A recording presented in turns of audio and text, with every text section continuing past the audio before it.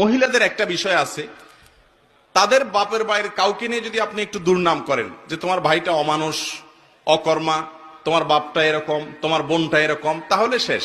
হয়তো উপর দিয়ে কিচ্ছু বলবে না, শুনে আপনার সাথে তাল মিলাবে, হওয়া তুমি ঠিকই বলছো, কিন্তু পরবর্তীতে ঠেলা আপনি সুদে আসলে বুঝবেন। ঠিক না ভাই? ঠিক। আপনি যদি শ্বশুর ভাইয়ের লোকদের শুধু তারিফ করেন, তাদের ভালো গুণগুলার শুধু বলেন, সারাদিন বলেন যে আমার শালা মাশাল্লাহ, তোমার বোনটা এরকম মাশাল্লাহ, সে বদনামি করবে, আপনি বলবেন না না না তুমি কি বলতেছো, তার দোষের চাইতে গুণ অনেক বেশি মাশাল্লাহ।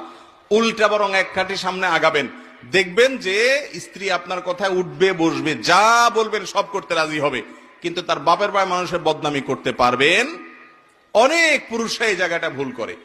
ঠিক একই ভাবে আবেগের মূল্য দেওয়া। ডক্টর খন্দকার আব্দুল্লাহ জাহাঙ্গীর রহমাল্লাহ একটা কথা বলতেন, উনি বলতেন যে মহিলাদেরকে আল্লাহ রাব্বুল আলামিন প্রচুর পরিমাণ আবেগ দিয়ে সৃষ্টি করেছেন, তাদের মধ্যে